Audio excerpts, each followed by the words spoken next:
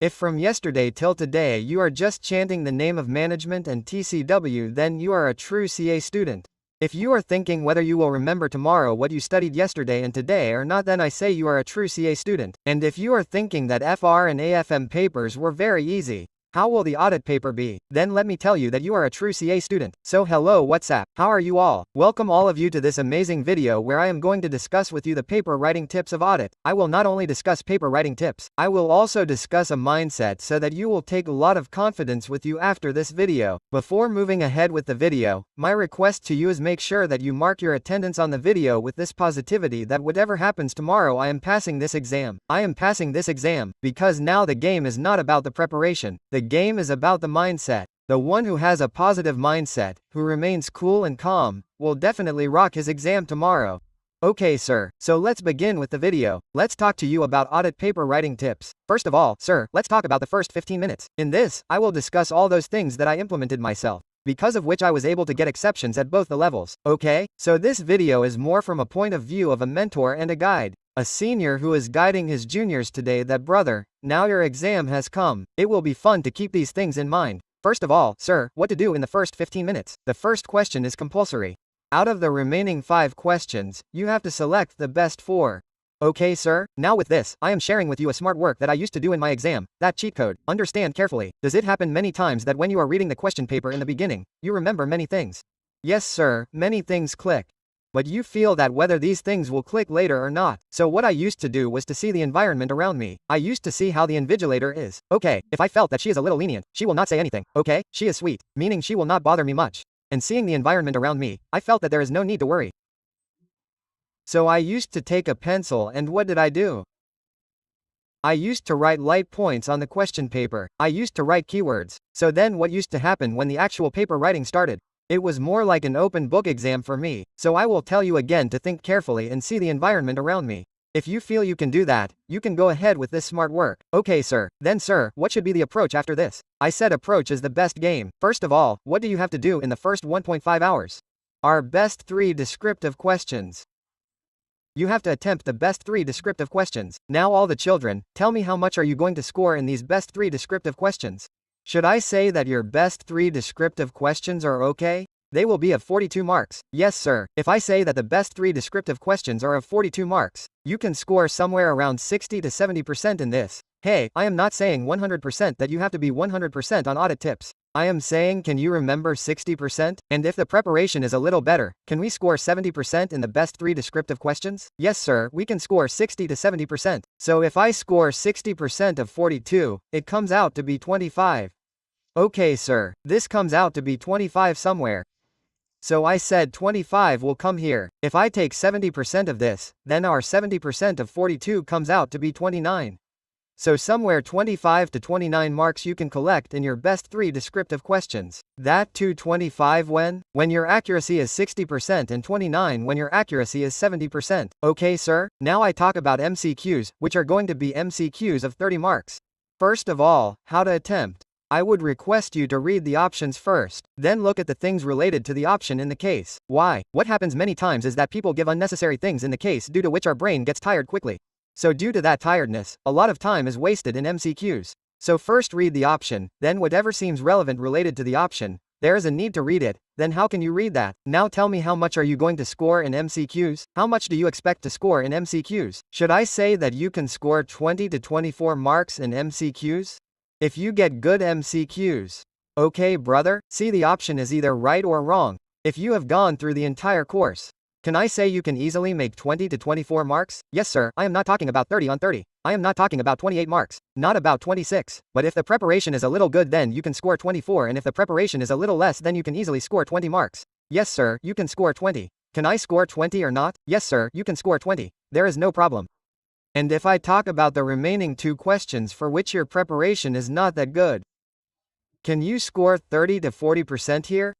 30-40%. 30% means it is a question of 10 marks, right? So I will remember 3 things. I will remember 3 things out of 10, friend. I will remember 3 things out of 10. That is the preparation. Yes sir, I will do this much. So the remaining 2 questions are of 28 marks.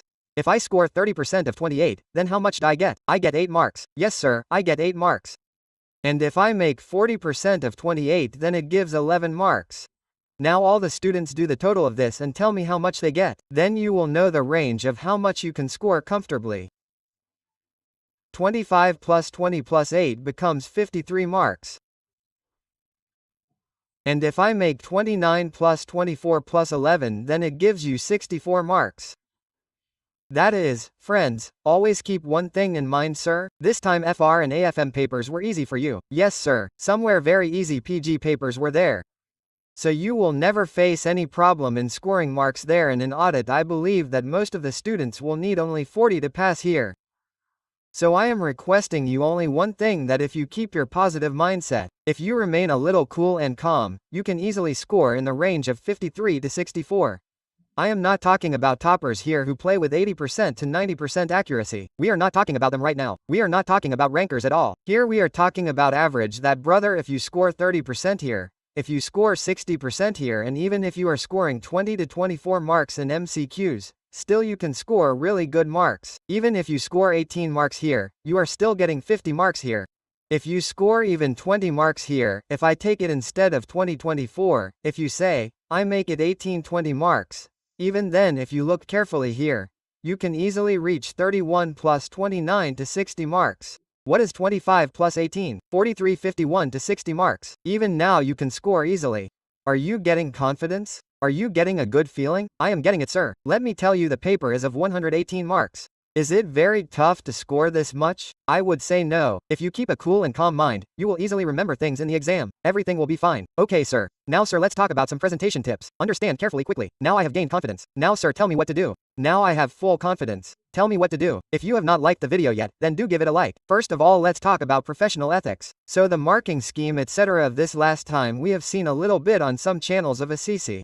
From this we have come to know one thing, that the clause is worth about 2 marks. Okay, sir. So before going to the exam tomorrow, make sure that I have given you the summary sheet of professional ethics at the end of the chapter. Go through it for sure. You will enjoy it. Okay, sir. Even I have put the revision of the entire clause of professional ethics for 40 minutes. So if you watch that 40 minutes revision on 2x, then in 20 minutes all the clauses will be revised quickly. It will be fun. Okay, sir. I understood the point about the clauses. After that, as soon as you write the clause, underline it. Tell the examiner that I know. Then you have to write the facts of the case, and whatever analysis is made with it, it will be worth 1 to 2 marks, depending on whether the question of professional ethics is of 4 marks or 5 marks. And in the end, if you write the conclusion, then whatever it is, guilty or non-guilty or professional misconduct and non-misconduct, highlight it. Do not highlight, underline it, so that again checking the paper becomes easy for the examiner. Are you understanding the point or not? I am understanding, sir. Whenever you write 2 points, leave a line between those 2 points. Whenever there are 2 paragraphs, leave a space of a line between them so that the presentation is absolutely neat. Look, handwriting does not matter. The presentation should be absolutely neat. Like, I put this point and this point together but did not leave a line. So you have to make such a neat presentation. Whenever a question on standard on auditing comes, if you know the name and number of the standard, then definitely write it down. Definitely write it down. Definitely write it down. Look, do not write it wrongly. But if you know it, then definitely write it down. This also creates a good impression. Okay, sir. Now I am talking about overall tips. If you get a direct question. Sir, direct question means a question where ICI has given the feel of a case study. The question was asked directly in the last line. What are the factors? What are the matters? So this is a direct question. So just write 4 to 5 points and move ahead. Even if the answer is completed in half a page, there is no need to write anything. Just write 4 or 5 points. Move ahead. Okay, sir. What to do if a case study based question comes? First write the relevant theory, then write the analysis, and after that you have to write the conclusion. Now tell me, in the exam you will see that there are many varieties of questions. There are many direct questions. Some of your case study based questions. Which ones will you do first? Sir, first we will do direct questions. First we will do direct questions somewhere, and I say that the questions that come, we will do them first. This is what I told you in the beginning. Select your best 3 descriptive questions and solve them one by one, okay? And try to solve all the parts of a question together. Only then it will be easy for the examiner to check. Only then he will give you good marks. Okay, sir. Now, sir, these are our overall tips. Make sure that whatever keywords are there, underline them. Start the new answer from a fresh page. And yes, don't forget the kind of amendments that have come this time in NBFC and bank audit, okay? You have to take a calculator. You have to take a calculator somewhere. Don't reach without a calculator. In the November 24th exam also, they had checked the calculation of provision, etc. So I am saying calculator again. Don't forget that calculator is going to be useful in the exam. Okay, sir. And in the last, I will just request you. What have I always been saying till now? Only if you study happily, you will move forward. Now I will just request you for one thing. If you write the paper happily, you will definitely score exemption in audit.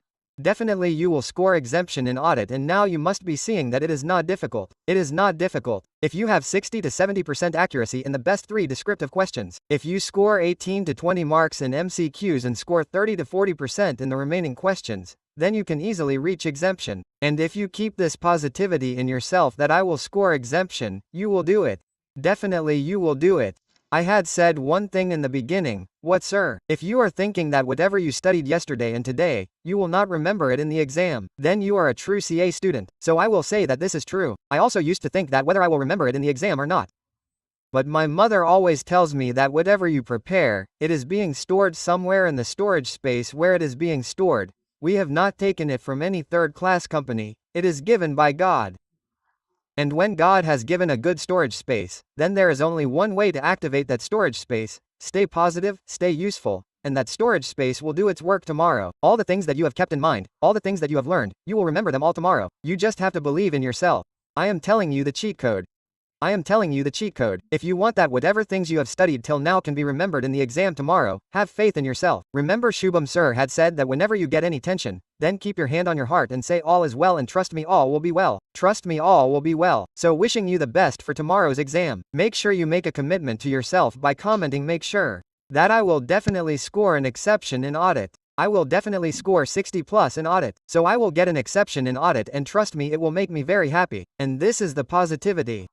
This is the energy with which I want you to approach the exam. Okay, sir. So happy writing. All the best. Do well in the exam. And you do make me proud. Keep up, friends. Keep up.